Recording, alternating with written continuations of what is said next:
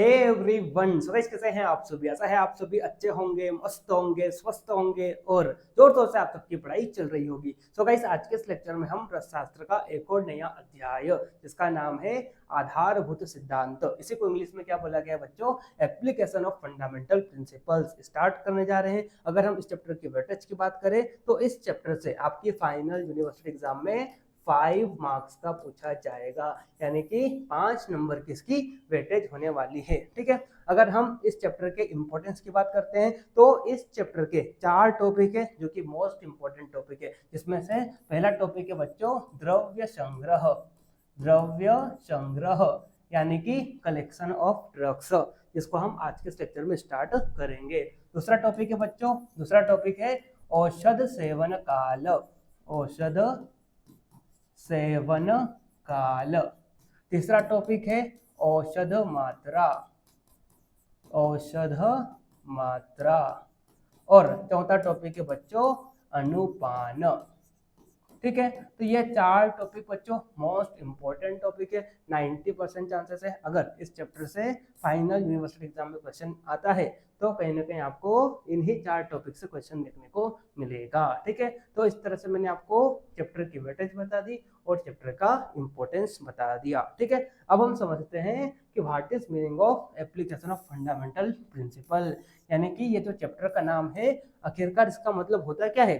ठीक है, इसको हम समझते हैं। उसके बाद आज का हमारा जो टॉपिक है जो कि है द्रव्य संग्रह, इसको हम स्टार्ट करेंगे। ठीक है, तो चलिए समझते हैं what is meaning of application of fundamental principal. ठीक है, तो इसको समझने की कोशिश करना बच्चों। देखिए क्या होता है, जब भी आप क्या करते हो बच्चों, कोई आयुर्वेदिक मिनरल और मेटेलिक मेडिसिन को प्रिपेयर करते हो, ठीक है, उसका प्रिपरेशन स्टार्ट करते हो या स्टार्ट करने वाले होते हो। ठीक है, तो आयुर्वेदिक मिनरल मेडिसिन बनाने के दौरान आपको क्या करना होता है, कई सारी चीज़ों का ध्यान रखना होता है।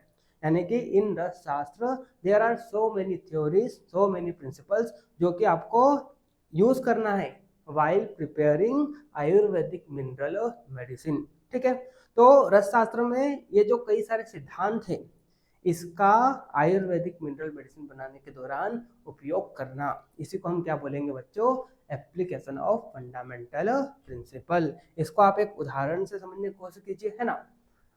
मान लो आप क्या कर रहे हो बच्चों, कोई आयुर्वेदिक मिनरल मेडिसिन को बनाने जा रहे हो। ठीक है, तो सबसे पहले आपको क्या लगेगा, रॉ ड्रग लगेगी, है ना। तो आप क्या करोगे बच्चों, सबसे पहले उस मेडिसिन को बनाने के लिए कच्चा पदार्थ यानी कि रॉ ड्रग को कलेक्ट करोगे। ठीक है, तो उस रॉ ड्रग को कलेक्ट करने से लेकर उससे औषधि बना लेना, इस पूरी प्रक्रिया के दौरान आपको रसशास्त्र के कई सारे थ्योरी से कई सारे प्रिंसिपल को ध्यान में रखना होगा। ठीक है, तो इस मिनरल मेडिसिन को बनाने के दौरान इन्हीं रसशास्त्र के सिद्धांतों का उपयोग करना, इसे हम क्या बोलेंगे बच्चों, एप्लीकेशन ऑफ फंडामेंटल प्रिंसिपल। और बच्चों यहाँ तक कि औषधि बन जाने के बाद भी उस औषधि का कैसे आपको उपयोग करना है, कैसे उसको यूज करना है, तो इसके लिए भी कई सारे सिद्धांत है ना। तो उस औषधि को यूज करने के लिए भी आयुर्वेदिक रसशास्त्र में जो भी सिद्धांत है उनका उपयोग करना, इसे भी हम क्या बोलेंगे बच्चों, एप्लीकेशन ऑफ फंडामेंटल प्रिंसिपल। ठीक है, तो अगर मैं एक लाइन में इसका अर्थ बताऊं तो क्या हो जाएगा, application of fundamental principle means applying theories and principle of Rasashastra while preparing and using Ayurvedic mineral and metallic medicine. ठीक है, यानी कि आयुर्वेदिक मिनरल और मेटेलिक मेडिसिन बनाने के दौरान, और यहाँ तक कि अगर उससे औषधि बन जाए, ठीक है, तो उसका उपयोग कैसे करना है, तो इन सब के लिए जो भी रसशास्त्र में प्रिंसिपल है, जो भी थ्योरीज है ना, उसका उपयोग करना, इसी को हम क्या बोलेंगे, एप्लीकेशन ऑफ फंडामेंटल प्रिंसिपल। ठीक है, तो आज के इस लेक्चर में हम पहला सिद्धांत जो कि बच्चों द्रव्य संग्रह, इसको हम स्टार्ट करने जा रहे हैं, यानी कि कलेक्शन ऑफ ड्रग्स। ठीक है, तो चलिए स्टार्ट करते हैं, टाइम को ज़्यादा वेस्ट न करते हुए। ठीक है, चलिए, तो सबसे पहले यहाँ पे द्रव्य संग्रह यानी कि किसी भी रॉ ड्रग को कलेक्ट करने के लिए कई सारे सामान्य नियम होते हैं, कई सारे जनरल रूल्स होते हैं जो कि आपको ध्यान में रखना होते हैं। ठीक है, जैसे कि यहाँ पे बोला क्या, देखिए आयुर्वेद शास्त्र में औषधियों को ग्रहण करने से पूर्व मंगलाचरण, अश्विनी कुमार जो कि औषधि के देवता है, उनकी पूजा तथा उस दिन व्रत धारण करना आदि का विधान बताया गया है। ठीक है, तो यहाँ पे क्या बोला बच्चों, जब भी आप क्या करने जाओ, ड्रग को कलेक्ट करने जाओ, ठीक है, किसी भी औषधि को बनाने के लिए ड्रग्स को कलेक्ट करने जाओ, तो आपको क्या करना है, सबसे पहले तो मांगलिक शब्दों का उपयोग करना है, मंगलाचरण, है ना। जैसे कि आप सभी जानते हैं, जब भी हम कोई शुभ कार्य करने जाते हैं तो हम क्या करते हैं बच्चों, मांगलिक शब्दों का उपयोग करते हैं। जैसे कि बात करते हैं श्री गणेश हो गया, हाँ, ओम हो गए, है ना, ये सब क्या है बच्चों, मांगलिक शब्द है। ठीक है, हम इनका उपयोग क्यों करते हैं, ताकि हमारा कार्य जो हम करने जा रहे हैं वो अच्छे तरीके से सफल हो जाए। ठीक है, तो इसलिए हम क्या करते हैं, मांगलिक शब्दों का उपयोग करते हैं। जहाँ भी ऐसा बोला गया है कि जब भी आप औषधि बनाने के लिए ड्रग्स को कलेक्ट करने जा रहे हो तो आपको क्या करना है, सबसे पहले मंगलाचरण यानी कि मांगलिक शब्दों का उपयोग करना है। उसके बाद आपको क्या करना है बच्चों, भगवान की पूजा करना है, क्योंकि औषधियों के देवता कौन है बच्चों, अश्विनी कुमार है, तो आपको अश्विनी कुमार की पूजा करना है ना। और उसके बाद जिस दिन भी आप द्रव्य को कलेक्ट करने जा रहे हो तो उस दिन आपको फास्ट रखना है, उपवास रखना है। ये एक सामान्य नियम बताया गया है किसका बच्चों, द्रव्य संग्रह का। ठीक है, तो क्या बोले यहाँ पे, जब भी आप द्रव्य संग्रह करने जा रहे हो तो आपको मंगलाचरण यानी कि मांगलिक शब्दों का उपयोग करना है। दूसरा, अश्विनी कुमार जो कि वो औषधि के देवता है, उनका आपको पूजन करना है। और तीसरा, आपको जिस दिन भी आप द्रव्य को कलेक्ट करने जा रहे हैं तो आपको क्या करना है, आपको उस दिन फास्ट या उपवास रखना है। ठीक है, ऐसा यहाँ पे बोला गया है। ठीक है, तो पहला सामान्य नियम ये बताया। ठीक है, दूसरा बोला यहाँ पे अकॉर्डिंग टू सारंगधर, यहाँ पे क्या बोला, चिकित्सक जो मन से शुद्ध हो और शरीर से स्वच्छ हो, ऐसे व्यक्ति को भगवान से प्रार्थना करते हुए धूप के दौरान उत्तर दिशा में बढ़ने वाली जड़ी बूटियों को एकत्रित करना चाहिए। तो यहाँ पे क्या बोला गया बच्चों, आपको उस व्यक्ति को द्रव्य संग्रह करने के लिए भेजना है जो मन से भी शुद्ध हो और शरीर से भी क्या हो बच्चों, स्वच्छ हो। ठीक है, तो यहाँ पे ऐसा क्यों बोला गया, मन से शुद्ध होना और शरीर से स्वच्छ होना ये इंपॉर्टेंट क्यों है बच्चों, ऐसा इसलिए बोला गया है ना। जैसे कि मान लो आप शरीर से भी स्वच्छ नहीं हो, है ना, और आपका मन भी शुद्ध नहीं है ना, तो आपको क्या आएगा बच्चों, आलस आएगा एक तो, है ना। दूसरा, आपके मन में अलग अलग ख्याल होंगे। ठीक है, तो इससे ये हो सकता है कि जब भी आप द्रव्य संग्रह करने जाओ, है ना, और आपके मन में क्या हो रहे हैं, अलग अलग ख्याल आ रहे हैं, क्यों, क्योंकि आपका मन शुद्ध नहीं है ना। तो इससे क्या होगा, आप जिस भी औषधि के लिए द्रव्य को संग्रह करने जा रहे हैं तो हो सकता है आप गलत द्रव्य को चुनकर ले आए, गलत द्रव्य का वहाँ पे चयन कर ले और उसे लेकर आ जाए। ठीक है, तो यहाँ पे ये बोला गया है कि जब भी आप किसी भी द्रव्य का संग्रह करने जाओ तो आपका मन शुद्ध होना चाहिए, साथ में आपका शरीर भी स्वच्छ होना चाहिए, ताकि एक पॉजिटिव एनर्जी आए, है ना। क्योंकि जब एक पॉजिटिव एनर्जी आएगी, जब आपका मन शुद्ध होगा तो आपका दिमाग चलेगा, है ना।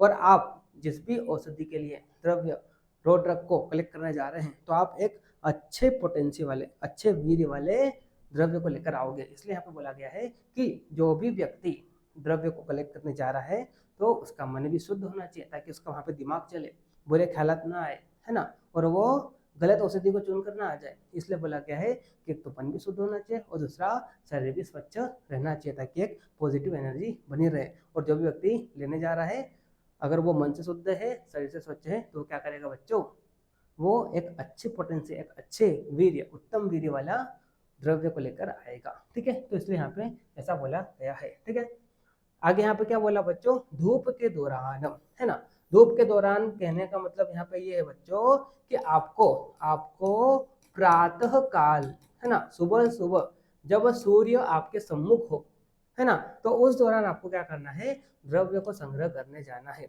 और आपको उत्तर दिशा की ओर जो औषधि है उन औषधियों को लेकर आना है, यानी कि जितने भी द्रव्य विच is facing toward the north direction, उन्हीं औषधियों, उन्हीं द्रव्यों का आपको क्या करना है बच्चों, कलेक्ट करके लाना है। ठीक है, तो ये दो जनरल सामान्य नियम यहाँ पे बताए हैं। ठीक है, तो पहला तो क्या बोला, जब भी आप द्रव्य संग्रह करने जाओ तो मांगलिक शब्दों का उपयोग करो, मंगलाचरण, भगवान का पूजन करो, है ना। और जिस दिन भी आप द्रव्य संग्रह करने जा रहे हैं तो आपको उपवास रखना है। ठीक है, फिर जो भी व्यक्ति द्रव्य को संग्रह करने जा रहा है तो उसका मन शुद्ध होना चाहिए, शरीर भी उसका स्वच्छ रहना चाहिए, ताकि वो एक उत्तम वीर्य वाले द्रव्य को लेकर आए। ठीक है, और कब जाना है, कौन से काल में जाना है, तो दिन में प्रातः काल में, है ना, धूप के समय, है ना। ऐसा नहीं कि आप शाम के वक्त जा रहे हो, नहीं, ना तो रात में द्रव्य का संग्रह करना है ना तो शाम को। सबसे बेस्ट टाइम दिया है क्या दिन में, वो क्या है बच्चों, प्रातः काल, है ना, जब सूर्य आपके सम्मुख हो, यानी कि जब प्रॉपर धूप हो, है ना, उस दौरान आपको जाना है सुबह सुबह, ठीक है। और जो भी औषधि उत्तर दिशा की ओर है उन्हीं औषधि को लेकर आना है, ठीक है। तो ऐसा यहाँ पे दूसरा नियम बताया है, ठीक। चलिए अब आगे बढ़ते हैं, है ना। देखिए इंग्लिश में भी लिखा हुआ चीज़ों को, है ना, मैंने इंग्लिश में भी नोट्स बनाए हैं इंग्लिश मीडियम वाले स्टूडेंट्स के लिए। तो देखिए यहाँ पे क्या बोला, Ayurveda prescribe the need for auspicious rituals, यानी कि मंगलाचरण। दूसरा यहाँ पे क्या बोला, वर्शिप ऑफ अश्विनी कुमार, यानी कि अश्विनी कुमार की आपको क्या करना है, पूजा करना। क्यों? क्योंकि वो क्या है बच्चों, गॉड ऑफ मेडिसिन, यानी कि औषधि के देवता है, ठीक है। And observing a fast on the day of collecting द्रव्य, यानी कि जिस भी दिन आप द्रव्य को कलेक्ट करने जा रहे हैं तो उस दिन आपको उपवास रहना है। आगे यहाँ पे क्या बोला, according to Sarangdhar the physician who is pure in mind, यानी कि जिसका मन शुद्ध हो, एंड क्लीन इन बॉडी, जिसका शरीर स्वच्छ हो, should collect the herbs during sunshine, है ना, यानी कि दिन में प्रातःकाल सुबह सुबह जब सूर्य सम्मुख हो, है ना, और भगवान की पूजा करते हुए, है ना, and herbs growing in north direction are to be collected, and जो भी औषधि which is facing towards the, या जो ऐसा बोल दो आप, क्या बोले यहाँ पे, herbs growing in north direction, यानी कि जो उत्तर दिशा में औषधि लगी हुई है उन्हीं औषधि को आपको कलेक्ट करना है ना, ऐसा यहाँ पे बताया गया है। तो ये दो जनरल रूल्स है जो कि आपको याद रखना है वाइल कलेक्टिंग द्रव्य, ठीक। चलिए फिर आगे बढ़ते हैं। हाँ, अब यहाँ पे बोला गया है बच्चों द्रव्य संग्रह काल, यानी कि टाइम फॉर कलेक्टिंग ड्रग्स, ठीक है। तो यहाँ पे अलग अलग काल बताए गए हैं, उसी समय में आपको क्या करना है बच्चों, द्रव्य को कलेक्ट करना है, ठीक है।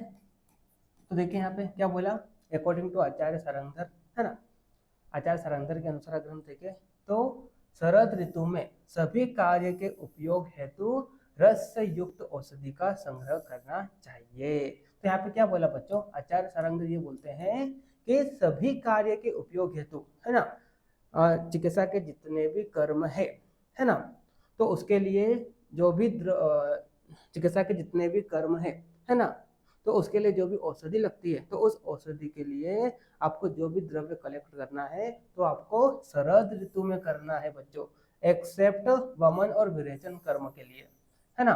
यानी कि यहाँ पे ये बोला गया है कि वमन और विरेचन कर्म के लिए जो भी औषधि लगती है उसके लिए जो द्रव्य है उसको कलेक्ट कब करना है आपको, वसंत ऋतु के अंत में। बाकी सब जितने भी कर्म है, वमन और विरेचन कर्म को छोड़कर बाकी जितने भी चिकित्सा कर्म है ना, तो उनके लिए आपको द्रव्य कब कलेक्ट करना है बच्चों, शरद ऋतु में, ठीक है। तो शरद ऋतु में क्यों करना चाहिए, क्योंकि आप सभी जानते हैं बच्चों शरद ऋतु में नमी कम रहती है ना, एकदम ड्राई वेदर रहता है, ठीक है। अब चूंकि ड्राई वेदर रहेगा तो इनका स्टोरेज करना भी आसान रहेगा, ठीक है। और तीसरा, शरद ऋतु में अगर आप क्या करते हो, द्रव्य को कलेक्ट करते हो, तो आप जो द्रव्य को कलेक्ट करोगे वो हाई पोटेंसी वाला होगा, है ना, वो क्या होगा बच्चों, हाई पोटेंसी वाला होगा, उत्तम वीर्य वाला होगा, ठीक है, इसीलिए ऐसा बोला गया है, ठीक है।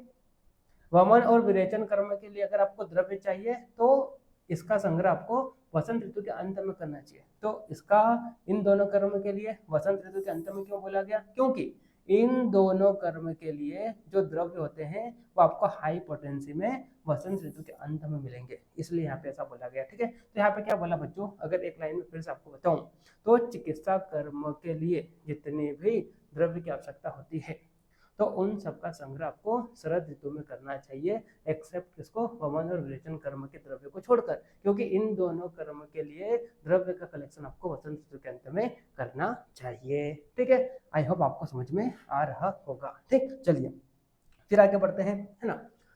आगे देखिए यहाँ पे आचार्य सुश्रुत के अनुसार सौम्य गुण वाली औषधियों का संग्रह सौम्य ऋतु अर्थात विसर्ग काल में करना चाहिए, ठीक है। तो यहाँ पे क्या बोला बच्चों, आचार्य सुश्रुत ने ये बोला कि जितनी भी सौम्य गुण वाली औषधियां है तो उनका संग्रह आपको बच्चों सौम्य ऋतु कौन कौन सी होती है, तो 3 ऋतु, है ना। नंबर 1 वर्षा ऋतु, ठीक है। नंबर 2 शरद ऋतु एंड नंबर 3 हेमंत ऋतु, ठीक है। ये 3 ऋतु किसकी है बच्चों? विसर्ग काल की ऋतु है, और ये तीनों ऋतु कैसी है? सौम्य ऋतु है, ठीक है। तो जितनी भी सौम्य गुण वाली औषधि है उनका संग्रह आपको सौम्य ऋतु यानी कि वर्षा, शरद और हेमंत में करना चाहिए, ठीक है। फिर आगे यहाँ पे क्या बोला बच्चों? तथा आग्नेय गुण वाली औषधियों का संग्रह आपको आग्नेय ऋतु यानी कि आदान काल में करना चाहिए, ठीक है। तो आग्नेय ऋतु कौन कौन सी है? तो number 1 Shishir, number 2 Vasant and number 3 ग्रीष्म, ठीक है बच्चों। ये 3 ऋतु कैसे बच्चों? आग्नेय ऋतु है, इन्हीं को आदान काल भी कहा गया है ना। तो जितनी भी आग्नेय गुण वाली औषधि है उनका संग्रह आपको आग्नेय ऋतु यानी कि शिशिर, वसंत और ग्रीष्म में करना चाहिए, ये आचार्य सुश्रुत बोलते हैं, ठीक है। चलिए फिर आगे बढ़ते हैं, है ना बच्चों। ये इंपॉर्टेंट है, एमसीक्यू में पूछा जाएगा, है ना। ये जितना भी पॉइंट आपको बता रहा हूँ सारे पॉइंट इंपॉर्टेंट है ना। जैसे कि आपको फिर से बता दूं, है ना, फिर से आपको बता दूं कि किस पॉइंट में कौन सा मोस्ट इंपॉर्टेंट पॉइंट है। जैसे कि यहाँ पे क्या बोला गया है? उत्तर दिशा में बढ़ने वाली औषधि का संग्रह करना चाहिए या द्रव्य का संग्रह करना चाहिए, ठीक है। तो ये एक इंपॉर्टेंट पॉइंट है बच्चों, है ना, एमसीक्यू पॉइंट ऑफ व्यू से, ठीक है। उसके बाद है ना, आपसे डायरेक्ट क्वेश्चन पूछ लेगा कि सौम्य गुण वाली औषधियों का संग्रह कौन सी ऋतु में करना चाहिए, है ना। तो सौम्य ऋतु में करना चाहिए, है ना। तो यहाँ पे डायरेक्ट सौम्य ऋतु नहीं देगा, यहाँ पे इन 3 ऋतु का नाम देगा ऑप्शन में, ठीक है। या तो तीनों दे देगा और लास्ट में बोल देगा ऑल, या तो फिर इन तीनों में से किसी एक ऋतु को देगा, ठीक है। तो आपको टिक लगाना है ना। तो ऐसे क्वेश्चन पूछे जाएंगे, है ना, तो आपको ध्यान में रखना है। फिर यहाँ से भी इंपॉर्टेंट क्वेश्चन बन सकता है एमसीक्यू पॉइंट ऑफ व्यू से। यहाँ से आपसे पूछ लेगा, जैसे कि मान लो आपसे पूछ लिया कि वमन और विरेचन कर्म के लिए आपको द्रव्य कलेक्ट करना है तो कौन सी ऋतु में करना चाहिए? तो वसंत ऋतु के अंत में करना चाहिए, ऐसा क्वेश्चन पूछ लेगा, ठीक है। या ऐसा पूछ ले कि वमन और विरेचन कर्म को छोड़कर बाकी चिकित्सा के जितने भी कर्म है उनके लिए अगर द्रव्य कलेक्ट करना है तो आपको कौन सी ऋतु में करना है? तो वो शरद ऋतु में करना है। तो ऐसा क्वेश्चन बन सकता है ना, आपको ध्यान में रखना है, ठीक। चलिए, तो एमसीक्यू पॉइंट ऑफ व्यू से मोस्ट इंपॉर्टेंट टॉपिक है जो भी चल रहे हैं ना। चलिए, हाँ, तो देखिए इंग्लिश में भी लिखा हुआ है ना। तो इंग्लिश मीडियम वाले स्टूडेंट आप इसको स्क्रीनशॉट ले लो फटाफट। मैं यहाँ पे फिर भी पढ़ देता हूँ। देखिए यहाँ पे क्या बोला है? According to Sarangdhar, Sharad Ritu is the best time for collection of herbs for all type of preparation, यानी कि जितने भी चिकित्सा कर्म है उन सब के लिए अगर आपको द्रव्य कलेक्ट करना है तो शरद ऋतु बेस्ट है ना। एक्सेप्ट किसको छोड़कर बच्चों? वमन और विरेचन को, क्योंकि इसके लिए बेस्ट ऋतु क्या है बच्चों? एंड ऑफ वसंत ऋतु, ठीक है। आगे यहाँ पे क्या बोला? Saumya plant should be collected in Saumya season and Agneya in आग्नेय सीजन, ठीक है। यहाँ पे एक टेबल भी दी गई है ना। जैसे कि यहाँ पे देखिए जितने भी सौम्य गुण वाली औषधि है उनका कलेक्शन आपको सौम्य ऋतु में, जैसे कि वर्षा, हेमंत, और यहाँ पे इसको काट के यहाँ पे इसको शरद करो, है ना, ठीक है। कौन सी भूमि से? सौम्य भूमि से। और इनमें गुण क्या होगा बच्चों? मधुर, स्निग्ध और शीत, है ना। और आग्नेय गुण वाली औषधि इनका संग्रह आपको आग्नेय ऋतु यानी कि इसको काट के यहाँ शिशिर करो, है ना। तो शिशिर, वसंत और ग्रीष्म, ठीक है। भूमि कौन सी? आग्नेय। और द्रव्य में गुण क्या रहेगा बच्चों? कटु, रुक्ष और उष्ण, ठीक है। चलिए अब ना आगे बढ़ते हैं। अंग विशेष के अनुसार औषधि संग्रह काल, ठीक है। हाँ, तो बच्चों यहाँ पर क्या किया गया है? यहाँ पे प्रयोज्य अंग को गिनाकर बता रहे हैं कि किस अंग का संग्रह आपको किस काल में करना चाहिए, ठीक है। प्रयोज्य अंग यानी कि कोई भी एक पौधा है उसके जितने भी पार्ट है जो कि औषधि के रूप में उपयोग किए जाते हैं उसे हम क्या कहेंगे बच्चों? प्रयोज्य अंग, ठीक है, यूजफुल पार्ट, है ना। तो किस अंग का कलेक्शन कौन से काल में करना चाहिए उसके बारे में यहाँ पे बता रहे हैं, ठीक है। तो ये श्लोक है बच्चों, ये श्लोक आप याद कर लेना अगर हो जाए तो, है ना। और राज निघंटु में भी इसका श्लोक दिया गया है, तो अगर आपसे याद हो जाए तो ये कर लेना। अगर नहीं हो तो ये जो यहाँ पे आपको टेबल दिखाई दे रही है, ये टेबल बच्चों मोस्ट इंपॉर्टेंट है। जैसे कि यहाँ पे बोला कि मूल यानी कि रूट, जड़, ठीक है, अकॉर्डिंग टू चरक इसका कलेक्शन आपको ग्रीष्म और शिशिर में करना चाहिए। सुश्रुत के अनुसार प्रावर्त में करना चाहिए, है ना। और राज निघंटु के अनुसार शिशिर में करना चाहिए, ठीक है। पलाश का चरक के अनुसार वर्षा और वसंत में, सुश्रुत और राज निघंटु में इसका मेंशन नहीं किया गया है, ठीक है। शाखा का वर्षा और वसंत में, पुष्प का चरक के अनुसार फ्लावरिंग सीजन में और राजनिघंटु के अनुसार वसंत में। त्वक यानी कि बार जो होता है उसका चरक के अनुसार शरद में, सुश्रुत के अनुसार शरद में। क्षीर यानी कि कोई कोई पौधे ऐसे होते हैं जिसको कट लगाने पर उनमें दूध जैसा पदार्थ निकलता है, उसको क्या कहते हैं बच्चों? क्षीर, है ना। तो चरक के अनुसार शरद में, सुश्रुत के अनुसार हेमंत में, है ना। सार यानी कि हर्टवुड जो होता है, दो तरह के वुड होते हैं, हार्टवुड एंड सॉफ्टवुड। तो हार्टवुड को क्या बोलते हैं बच्चों? आयुर्वेद में सार बोलते हैं, ठीक है। तो चरक के अनुसार हेमंत में, सुश्रुत के अनुसार वसंत ऋतु में इसका कलेक्शन करना चाहिए, है ना। फल का चरक के अनुसार फ्रूटिंग सीजन में, सुश्रुत के अनुसार ग्रीष्म में और राजनिघंटु के अनुसार वसंत में। कंद जैसे कि बात करते हैं स्टेम, रूट, ट्यूबर, शरद, बल्ब, है ना, सॉरी ट्यूबर्स एंड बल्ब, तो इनका कलेक्शन आपको चरक के अनुसार शरद में और राजनिघंटु के अनुसार हेमंत में, है ना। इंपॉर्टेंट बच्चों, चरक के अनुसार भी आपको याद रखना है और राजनिघंटु के अनुसार भी याद रखना है ना। और अगर आपसे याद हो जाए तो सुश्रुत के अनुसार भी कर लेना, ठीक है। जैसे कि पत्ते का सुश्रुत के अनुसार वर्षा ऋतु में और राजनिघंटु के अनुसार ग्रीष्म में। और यहाँ पे प्रवाल की बात करते हैं तो राजनिघंटु के अनुसार ग्रीष्म ऋतु में, ठीक है। चलिए अब नाउ प्राणिज द्रव्य संग्रह, यानी कि यहाँ पर आपको मेडिसिनल प्रोडक्ट कलेक्ट करना है, कहाँ से? फ्रॉम एनिमल्स, है ना, एनिमल्स, ठीक है। तो collection of medicinal product from animal, ठीक है। तो यहाँ पे पहला क्या बोला? जांगम द्रव्य संग्रह, यानी कि जो चलते फिरते जानवर है उनसे अगर आपको द्रव्य का संग्रह करना है तो उसके लिए यहाँ पे कुछ बातें बताई गई है। जैसे कि यहाँ पे बोला कि अगर आपको रक्त का, रोम का और नख आदि इनका अगर कलेक्शन करना है बच्चों एनिमल से, तो आपको उस एनिमल से कलेक्ट करना चाहिए सब जो युवा अवस्था में, जो एडल्ट फेज में, ठीक है ना। उसके बाद अगर आपको चेर, मूत्र और पोरिस इनका संग्रह करना है तो आपको बच्चों कब करना चाहिए? जो भी जानवर है उसने आहार खाया है, अगर वो आहार पच गया हो तभी आपको इनका कलेक्शन करना चाहिए, ऐसा यहाँ पे बोला गया है, ठीक है। चलिए इंग्लिश में भी लिखा गया है, जैसे कि बात करते हैं blood, hairs and nails should be collected from adult animal, यानी कि ब्लड का, हेयर का और नेल्स, रक्त और रोम और नख, इनका कलेक्शन आपको जो जानवर युवा अवस्था में, एडल्ट फेज में, उससे करना चाहिए। और milk, urine and ficus should be collected after food is digested, यानी कि जानवर ने जो आहार लिया है वो आहार पच जाने के बाद आपको मिल्क, यूरिन और फिकस इनका कलेक्शन करना है, ठीक। चलिए औषधि संग्रह भूमि, ठीक है, हाँ, है ना, यानी कि कौन सी भूमि से आपको औषधि को कलेक्ट करना है, ठीक है, और कौन सी भूमि से आपको औषधि को कलेक्ट नहीं करना है। तो इसको तो हम डिटेल में नेक्स्ट लेक्चर में कवर करेंगे। उससे पहले यहाँ पे आचार्य सुश्रुत ने पंच महाभूत के अनुसार भूमि को 5 प्रकार से बताया है, तो उसको यहाँ पे हम डिस्क्राइब कर लेते हैं। जैसे कि बात करते हैं पार्थिव भूमि, नाम से आपको पता चल रहा है ये पृथ्वी महाभूत प्रधान भूमि होगी, जो कि पथरीली होगी, कठिन होगी, भारी होगी और श्याम वर्ण यानी कि सावले रंग की होगी, ठीक है। जलीय भूमि ये जल महाभूत प्रधान होगी, ठीक है, जो कि श्वेत वर्ण की यानी कि सफेद रंग की, ठीक है। चिकनी होगी, शीतल ठंडी होगी और जिसमें मृदु धान्य पैदा होंगे, ठीक है। उसके बाद आग्नेय भूमि, आग्नेय महाभूत प्रधान भूमि होगी, पांडु वर्ण की होगी, ठीक है। अनेक वर्ण के पत्थरों से युक्त, यानी कि यहाँ पे अलग अलग कलर के पत्थर मिलेंगे इस भूमि पर, है ना। और जहाँ पर कहीं कहीं जगह आपको छोटे छोटे वृक्ष भी लगे हुए मिल जाएंगे, ठीक है। वायव्य भूमि, वायु महाभूत प्रधान भूमि है ना, जो कि रुक्ष होगी, वायु के गुण होंगे इसमें, ठीक है। तो भस्म या दूसरा वर्ण की यानी कि ग्रे कलर की होगी और कोटर युक्त अल्प रस वाले वृक्ष यहाँ पे होंगे, ठीक है, यानी कि जिसमें कम रस होते हैं ऐसे पौधे यहाँ पे आपको देखने को मिलेंगे, ठीक है। आकाशीय भूमि है ना, आकाश महाभूत प्रधान भूमि जो कि मृदु और गड्ढों से युक्त तथा श्याम वर्ण की होगी, ठीक है। तो इस प्रकार से ये बताया गया है ना।